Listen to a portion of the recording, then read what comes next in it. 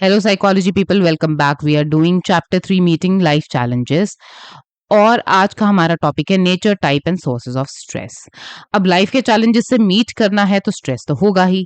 So stress की definition क्या है?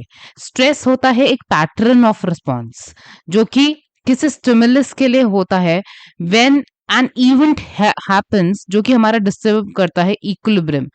ठीक है, और कभी कभी जो पर्सन है वो एक्सीड कर जाता है एबिलिटी टू कोप। अब कुछ चीजें हैं इस स्ट्रेस की डेफिनेशन में जो आपको समझनी है। स्ट्रेस होता है पहली चीज कि it's a pattern of response. Pattern of response मतलब कि हमारा रिस्पॉन्स रिस्पॉन्स और स्टिमुलस के बारे में हमें पता है। स्टिमुलस क्या होता है? एनवायरमेंट से आता है, हम 5 सेंसेस से परसीव करते हैं, और स्टिमुलस के लिए जो भी हम एक्ट करते हैं, जिस भी तरीके से हम बिहेव करते हैं, वो हमारा रिस्पॉन्स होता है। ठीक है, इतनी बात तो क्लियर है ना। पैटर्न ऑफ रिस्पॉन्स क्या हो गया? मतलब रिस्पॉन्स देने का एक तरीका, एक पैटर्न होता है स्ट्रेस में। ज्यादातर क्या पैटर्न्स आपको मिलेंगे स्ट्रेस में? सडनली आपकी हाथ और पैरों में टाइटनेस आ जाएगी। ठीक है, आपको लगेगा कि मसल टेंशन हो रही है, हाथों में स्वेटिंग होने लगेगी, पसीने छूट जाना जिसको बोलते हैं। ठीक है, स्ट्रेस के मारे पसीने छूटने लगेंगे।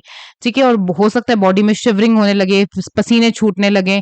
आपको साइकोलॉजिकली हो सकता है कि आपको लगे कि मैं सब कुछ भूल रहा हूँ, ब्लैकआउट हो रहा है, अंधेरा छा रहा है मेरी आंखों के आगे। तो इस तरीके की चीजें, हमारी बॉडी इस तरीके से स्ट्रेस को कभी कभी रिएक्ट कर सकती है।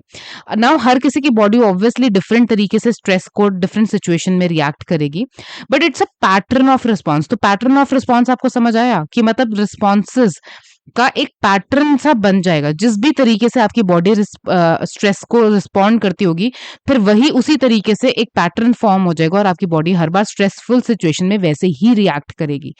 ठीक है, नाउ कुछ ऐसे इवेंट्स होते हैं जो हमारे इक्विलिब्रियम को डिस्टर्ब करते हैं। ठीक है, सो बेसिकली कुछ स्ट्रेस हमें कब होता है? जब कुछ ऐसे इवेंट्स होते हैं जो डिस्टर्ब करते हैं हमारे इक्विलिब्रियम को। तो हमारे इक्विलिब्रियम को डिस्टर्ब करना मतलब, क्योंकि स्ट्रेस जब तक नहीं था तो आपकी बॉडी एक नॉर्मल स्टेट में थी, एक ऐसी स्टेट में, रिलैक्स स्टेट में। ठीक है, आपको स्वेटिंग नहीं हो रही थी, आपको ऐसा नहीं लग रहा था कि ब्लैकआउट हो गया है, आपको ऐसा नहीं लग रहा था कि ओ माय गॉड मेरे को तो चक्कर आ रहे हैं, पसीने छूट रहे हैं। ऐसा कुछ नहीं हो रहा था। दिल कई बारी हार्ट बीट बहुत फास्ट हो जाती है बिकॉज ऑफ स्ट्रेस। तो वो एक डिसइक्विलिब्रियम की स्टेट है। तो आप कुछ ऐसा इवेंट जिसकी वजह से आपकी बॉडी में एक डिसइक्विलिब्रियम क्रिएट हो जाता है, वो होता है स्ट्रेस। और ये स्ट्रेस बेसिकली क्या होता है? It exceeds a person's ability to cope. जितनी हमारी क्षमता है चीजों का स्ट्रेस लेने की, उससे ज्यादा स्ट्रेस हो जाता है तो हमारी बॉडी इस तरीके से रिएक्ट करने लग जाती है। हमारी एबिलिटी टू कोप मतलब हमारी उस चीज से लड़ने की क्षमता, एबिलिटी टू कोप जो है, उससे ज्यादा एक्सीड कर जाते हैं स्ट्रेस, मतलब उससे ज्यादा। ठीक है, अगर ये लिमिट है तो लिमिट पार कर जाता है तो हमारी बॉडी इस तरीके से रिएक्ट कर जाती है। For example, studying one night before exam. अब आप क्लास 12th में हुआ, आपके बोर्ड्स की एग्जाम है, आप सोच रहे थे कि कहीं फेब मिड में एग्जाम शुरू होंगे, फेब में शुरू होते हैं, अरे अभी तो बहुत टाइम है, पढ़ लेंगे। और अगर मान लो सडनली ऐसी न्यूज आ जाए कि इस बारी जैन में ही स्टार्ट हो जाएंगे बोर्ड्स, तो आपके पसीने छूटने लगेंगे, आपको स्ट्रेस होने लगेगा। क्यों? क्योंकि आपको तो लग रहा था कि फेब में शुरू होते हैं कहीं पे एग्जाम्स। ठीक है, फेब मिड में या फेब एंड में, ये क्या हो गया? जनवरी में तो कभी एग्जाम नहीं हुआ आज तक, जनवरी में कैसे शुरू हो गए? तो ये एक ऐसा इवेंट है, जनवरी में एग्जाम होना एक ऐसा इवेंट है जिसने आपकी बॉडी में बहुत ज्यादा स्ट्रेस क्रिएट कर दिया, जिसकी वजह से आपकी बॉडी का जो इक्विलिब्रियम है वो डिस्टर्ब हो गया। समझ आया? तो ये होता है स्ट्रेस। नाउ स्ट्रेस दो तरीके के होते हैं, you stress and distress. You stress क्या होता है? It's a good kind of a stress. Basically stress का गुड फॉर्म। गुड फॉर्म मतलब कि ये एक एसिड की तरह काम करता है, ये हमें मोटिवेट करता है। एसिड की तरह काम करता है मतलब ये हमें मोटिवेट करता है ताकि हम अच्छे से परफॉर्म करें और जो भी थोड़े बहुत माइनर क्राइसिस हैं उसको ओवरकम करके अचीव कर सके जो हम अचीव करना चाहते हैं। For example, giving a speech. मान लो कि आपको एक स्पीच देनी है और स्टेज पे खड़े होके, ठीक है, अपने स्कूल के सामने। तो इसमें स्ट्रेस तो होगा आपको, क्योंकि आपने पहले कभी स्टेज पे स्पीच नहीं दी। ठीक है, लेकिन ये स्ट्रेस यू स्ट्रेस है। क्यों? क्योंकि ये आपको मोटिवेट करेगा कि आप और ज्यादा अपनी स्पीच की प्रैक्टिस करो, मिरर के आगे, अपने दोस्तों के आगे, अपनी फैमिली में आप बार बार स्पीच की प्रैक्टिस करोगे ताकि आप अच्छे से स्पीच डिलीवर कर पाओ। तो बेसिकली ये जो स्ट्रेस है ये एक अच्छा स्ट्रेस है, क्योंकि ये आपको मोटिवेट कर रहा है परफॉर्म करने के लिए, अच्छा परफॉर्म करने के लिए। तो इस तरीके का जो स्ट्रेस होता है वो एक गुड स्ट्रेस होता है। वहीं अगर ये स्ट्रेस इतना ज्यादा हो जाए कि आपकी बॉडी में वियर एंड टियर होने लगे, तो ये बन जाएगा यू स्ट्रेस से, ये कन्वर्ट होके बन जाएगा, कन्वर्ट हो जाएगा ये डिस्ट्रेस में। डिस्ट्रेस क्या होता है कि जो आपकी बॉडी की फंक्शनिंग के साथ बीच में हार्म करता है, डिस्टर्ब करता है आपकी नॉर्मल बॉडी फंक्शनिंग को। वियर एंड टियर का क्या मतलब है कि जैसे सडनली आपका बीपी हाई हो जाएगा, आपका हार्ट रेट हाई हो जाएगा, ठीक है, आपको स्वेटिंग होने लगेगी, और ये ना हो कि स्टेज पे खड़े होके आपको एकदम ब्लैकआउट ही हो जाएगी, स्ट्रेस इतना ज्यादा हाई हो गया कि आप फ्रीज हो गए, ठीक है, आप फ्रीज ही हो गए, आप कुछ बोल ही नहीं पाए, बिल्कुल गुड मॉर्निंग तक नहीं बोल पाए और एकदम फ्रीज हो गया, आपको लगे शिट, मतलब भूल गया, मैं सब कुछ भूल गया, मुझे कुछ भी नहीं आता जो भी मैंने प्रैक्टिस करा था। तो इतना ज्यादा स्ट्रेस हो जाएगा तो वो डिस्ट्रेस में कन्वर्ट हो जाएगा। लेकिन अगर सिर्फ उतने लेवल का स्ट्रेस है जहां आपको एक मोटिवेशन मिल रहा है कि नहीं, I want to perform good, क्योंकि मुझे पूरी क्लास के सामने स्पीच देना है, इसलिए मुझे अच्छे से परफॉर्म करना है, तो वो आपको एक अचीव करने के लिए आपका टारगेट मोटिवेट कर रहा है, तो वो उतने लेवल का स्ट्रेस ठीक है। उतने लेवल का स्ट्रेस जरूरी भी है, क्योंकि अगर बिल्कुल ही स्ट्रेस नहीं होगा तो आप कुछ भी प्रैक्टिस नहीं करोगे, आपको लगेगा हाँ देख लेंगे, बोलना ही तो है ना सबके सामने, तो क्या हुआ, पढ़ के तो बोलना है, बोल लेंगे। पर पढ़ के बोलने में भी ये होता है कि कई बार बहुत मिस्टेक्स हो जाती हैं, ठीक है, उस टाइम हम नर्वस हो जाते हैं, क्योंकि सबकी आंखें, सबकी नजरें आप पर होती हैं, ठीक है, कि आप माइक के आगे क्या बोल रहे हो, सब आपको सुन रहे होते हैं। तो उस टाइम पे अगर आप मिस्टेक करोगे या मिस प्रोनाउंस करोगे, गलत पढ़ दोगे शब्द को, तो अच्छा नहीं लगता। तो इसलिए अगर आप बहुत ज्यादा चिल आउट हो जाओगे और बिल्कुल भी स्ट्रेस नहीं लोगे तो वो भी ठीक बात नहीं है। तो यू स्ट्रेस होना इट्स अ गुड थिंग, ये हमें लाइफ में मोटिवेट करता है। Now let's talk about nature of stress. Stress word आया है लैटिन वर्ड स्ट्रिक्टस से, जिसका मतलब होता है टाइट और नारो। और ये टाइटनेस और नारोनेस हमें कहाँ फील होती है? हमारे मसल में। बेसिकली हमें मसल टेंशन हो जाती है, ठीक है, हमारी बॉडी स्टिफ हो जाती है, अकड़ सी जाती है, हमें ऐसा लगता है कि बस सब मतलब हाथ पैरों में जान ही नहीं है, दर्द हो रहा है, या फिर हमें पेन होने लगती है, हमें लगता है कि मेरे पैर तो जैसे जम ही गए हैं, एकदम फ्रीज हो गया हूं मैं, कुछ मूव ही नहीं कर रही मेरी बॉडी, ठीक है, that is what it is. Then इसका और मतलब होता है टाइटन। वैसे तो आपको फर्स्ट वाला ही मतलब लिखना है, एग्जाम में आप ये फर्स्ट मतलब भी लिख दोगे, स्ट्रिक्टेस्ट मीनिंग टाइट और नारो, इतना भी लिख दोगे तो it's okay. Okay, then these root words reflect the internal feeling of tightness, ठीक है, ये हम बात कर चुके हैं। इंटरनल फीलिंग ऑफ टाइटनेस का क्या मतलब है? मसल टेंशन, जो आपके हाथ पैरों में टाइटनेस हो जाती है, आपको फ्रीज आप हो जाते हो, ये उसके बारे में बात कर रहे हैं। And construction of the muscle and breathing.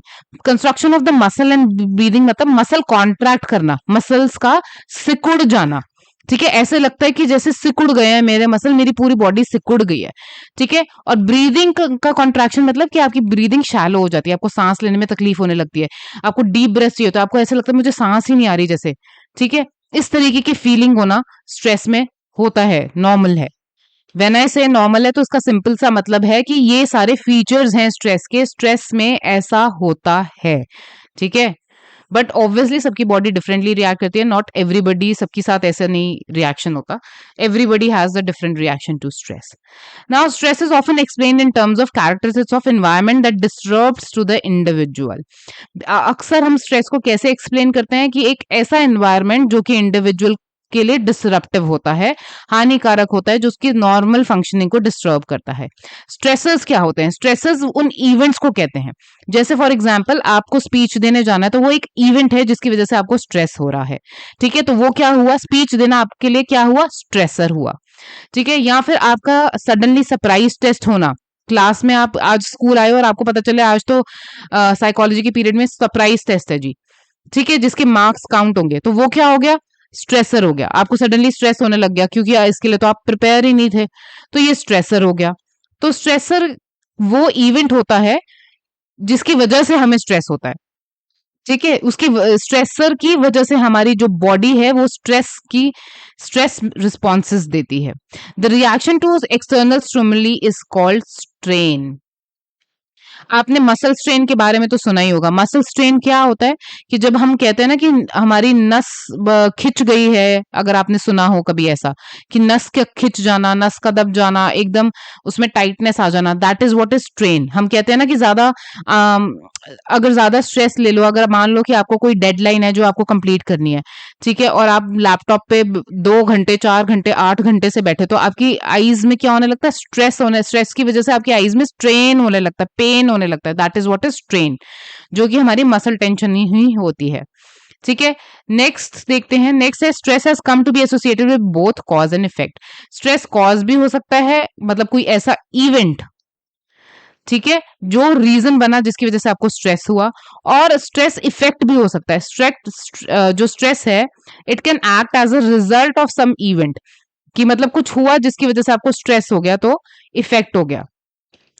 तो कॉज भी हो सकता है, मतलब रीजन भी हो सकता है, और उस रीजन की वजह से जो और रिजल्ट भी हो सकता है किसी इवेंट का। दोनों ही तरीके से ये हो सकता है। स्ट्रेस इज बेसिकली कॉज भी है और इफेक्ट भी है। हैंस सेले की अगर बात करें तो इनको father of modern stress research कहा जाता है। ये Hans Selye father of modern research हैं, ये आपको याद रखना है।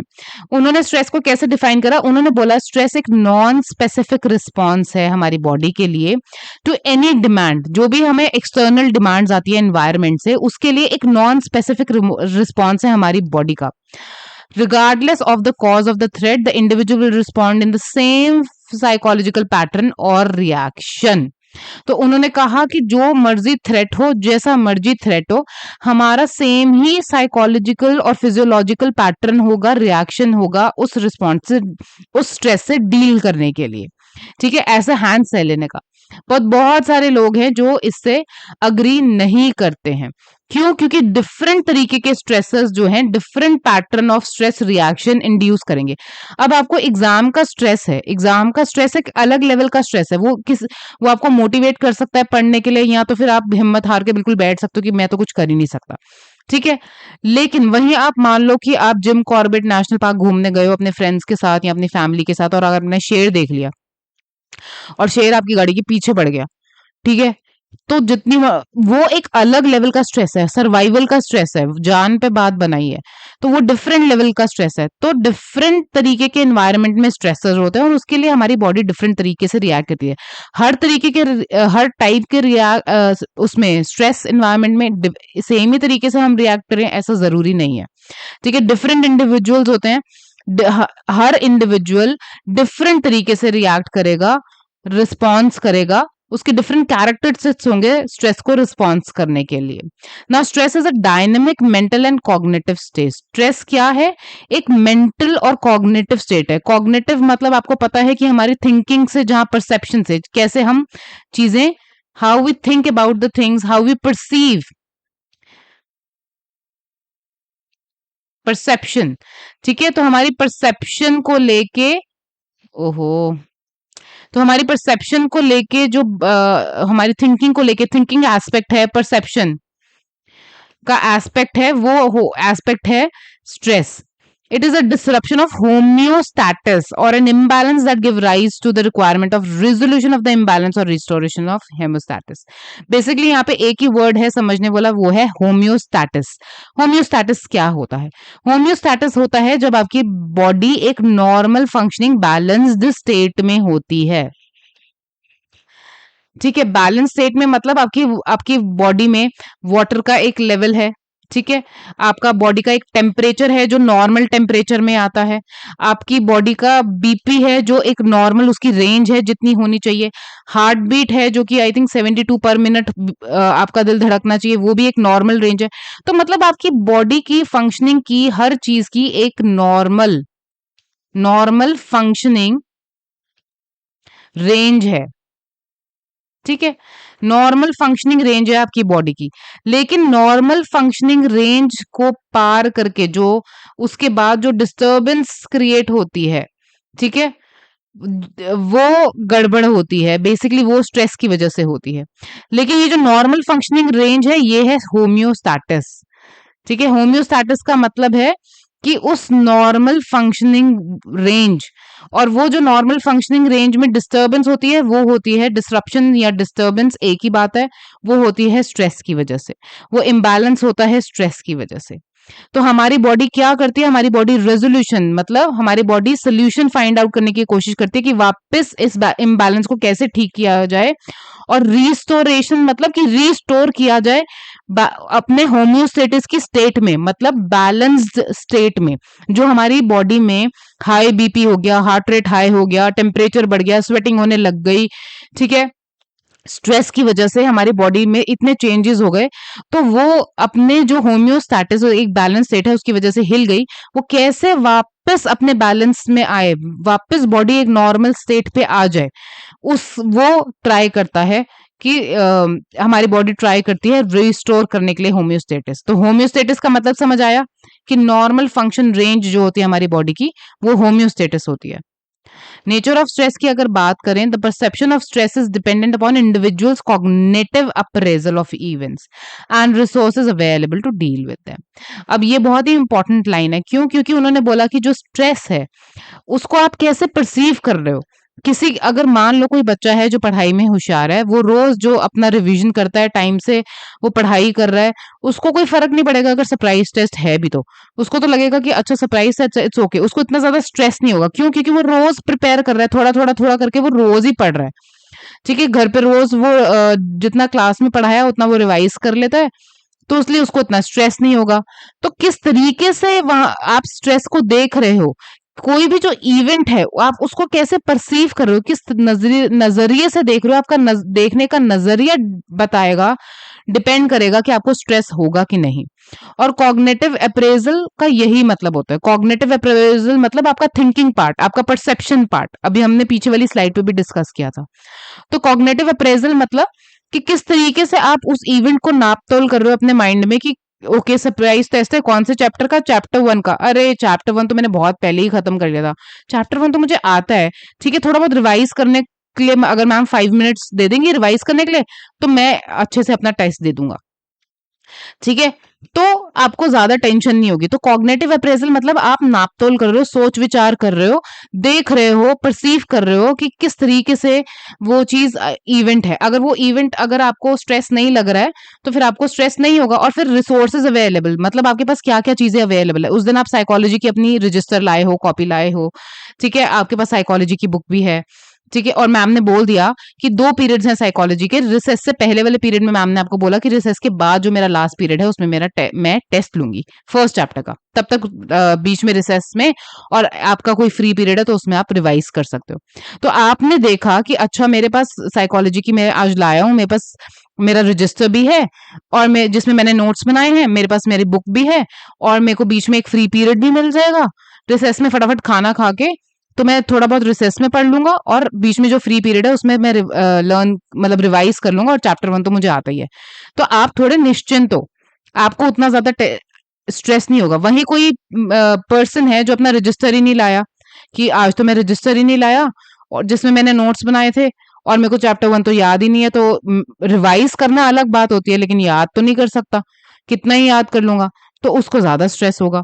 तो इवेंट वही है, एक ही सिचुएशन है लेकिन उस सिचुएशन में एक इंडिविजुअल को बहुत ज्यादा स्ट्रेस हो रहा है और एक इंडिविजुअल को बिल्कुल स्ट्रेस नहीं हो रहा है। तो इसका मतलब उन दोनों के देखने के नजरिए में डिफरेंस है, उन दोनों के पास क्या रिसोर्सेज अवेलेबल हैं उस सिचुएशन से डील करने के लिए, उसमें भी डिफरेंस है। और कॉग्निटिव अप्रेजल मतलब अगेन थिंकिंग एंड परसेप्शन में डिफरेंस है, किस तरीके से वो किस नजर से वो उस सिचुएशन को देख रहे हैं, कैसे परसीव कर रहे हैं, क्या उनके दिमाग में इवैल्यूएशन चल रही है उस सिचुएशन को लेके, ठीक है। नेक्स्ट आपकी बुक में ये एक मॉडल दिया हुआ है, cause, internal state and result. So causes जो है स्ट्रेस के एक्सटर्नल और इंटरनल भी हो सकते हैं। इंटरनल मतलब आप अंदर ही अंदर किसी बात को लेके परेशान हो जो आप किसी से शेयर नहीं कर रहे, तो वो इंटरनल स्ट्रेसर है। एक्सटर्नल मतलब बाहर का कुछ ऐसा इवेंट हुआ, ठीक है, जिसकी वजह से मतलब आप नॉर्मली थे, आपको कोई अंदर से स्ट्रेस नहीं है, कुछ नहीं है, यू आर चिल्ड आउट, एकदम आप एकदम चिल मोड में हो, लेकिन बाहर से कोई ऐसी इंफॉर्मेशन आपको मिल गई जो सडनली आपको स्ट्रेस देने लगा, तो वो एक्सटर्नल इवेंट हो जाएगा। और इंटरनल मतलब अंदर से ही कुछ कोई बात को लेके आप चिंता में हो, ठीक है, ऑलरेडी इंटरनली चल रहा है आपके उसमें। फिर उसके बाद ये होता है कॉज, देन आता है इंटरनल स्टेट। इंटरनल स्टेट मतलब बायोलॉजिकली स्टेट और साइकोलॉजिकल स्टेट। बायोलॉजिकल जैसे बीपी का बढ़ जाना, हार्ट बीट फास्ट हो जाना, स्वेटिंग होने लगना, मसल टेंशन होना, स्ट्रेन होना, ये सारी बायोलॉजिकल एस्पेक्ट्स हैं। साइकोलॉजिकल एस्पेक्ट्स मैंने आपको बताया था। साइकोलॉजिकल एस्पेक्ट्स हो सकता है कि आपको लगे कि मुझे चक्कर आ रहे हैं, डिजीनेस हो रही है, फिटीग हो रहा है, या फिर मुझे मैं सब कुछ भूल रहा हूँ, फॉरगेटफुलनेस हो रही है, ब्लैकआउट हो गया। ठीक है, इस ये सारी साइकोलॉजिकल एस्पेक्ट्स हैं। It's a reaction learning to stress experience, coping and defence. Coping and defence मतलब ये हमारी बॉडी का हमें प्रोटेक्ट करने का तरीका होता है। हार्ट क्यों हमारा तेज तेज धड़कने लगता है, क्यों स्वेटिंग होने लगता है, क्यों मसल टेंशन होने लगता है, इसलिए क्योंकि बॉडी को लगता है कि अरे सर्वाइवल जरूरी है। ठीक है, तो सर उसको लगता है पता नहीं ऐसी क्या सिचुएशन आ गई है, तो शायद फाइट करना पड़े हमें सिचुएशन से, या फ्लाइट। फाइट और फ्लाइट अगर आपको पता हो, फाइट मतलब लड़ना पड़े सिचुएशन से, या फिर फ्लाइट कि हो सकता है कि हमें सिचुएशन से लड़ नहीं सकते, भागना है। भागना है तो हाथ पैरों में ब्लड चाहिए, जान चाहिए। तो ब्लड जोर तो हार्ट क्या करता है, हमें प्रोटेक्ट करने के लिए जोर जोर से ब्लड पंप करना शुरू कर देता है हाथों पैरों में, कि फटाफट खून जो है हाथों पैरों में फटाफट खून जाए ताकि भाग सके, अगर भागना है तो। और अगर लड़ना है तो भी हाथों पैरों में जान चाहिए, तो खून चाहिए। तो इसलिए फटाफट फटाफट, और बाकी सारे उस टाइम पे आपका स्ट्रेस के टाइम पे आपका डाइजेशन रुक जाता है। ठीक है, कुछ भी डाइजेशन नहीं होता, क्योंकि बॉडी को लगता है कि जो सारी एनर्जी है हमें फाइट और फ्लाइट के लिए चाहिए, तो मैं डाइजेशन में अपनी एनर्जी वेस्ट नहीं करना चाहता, तो उस समय डाइजेशन रोक देती है आपकी बॉडी। ठीक है, उस समय आपके प्यूपल्स भी आई के बड़े बड़े हो जाते हैं, डायलेट डायलेट कर देते हैं। क्यों? ताकि आप ज्यादा लाइट बॉडी के अंदर जाए, आंखों के अंदर जाए, और आप क्लियरली देख पाओ कोई डेंजर तो नहीं है आसपास। तो इस तरीके से आपके कोपिंग मैकेनिज्म और डिफेंस मैकेनिज्म्स होते हैं। देन फाइनल रिजल्ट क्या होता है, चैलेंज टू बी ओवरकम। या तो आप चैलेंज को ओवरकम करते हो, ठीक है, या फिर कुछ लोग होते हैं जिन जो बीमार ही पड़ जाते हैं, इतना स्ट्रेस होता है उनको, हाई फीवर हो जाता है, स्ट्रेस के मारे उनको लूज मोशन लग जाते हैं, फीवर हो जाता है, इस तरीके की चीजें भी होती हैं, या फिर स्ट्रेन हो जाता है। ठीक है, I hope this lecture is clear to you. If this lecture is clear to you, please do give me a thumbs up, let me know in the comment section, because उससे मुझे पता चलता है कि आप पढ़ रहे हैं, आपको समझ आ भी रहा है कि नहीं आ रहा है। ठीक है, तो मेरे लिए एक फीडबैक का काम करता है। And then I will see you in the next video. Till then keep learning, keep revising. Bye.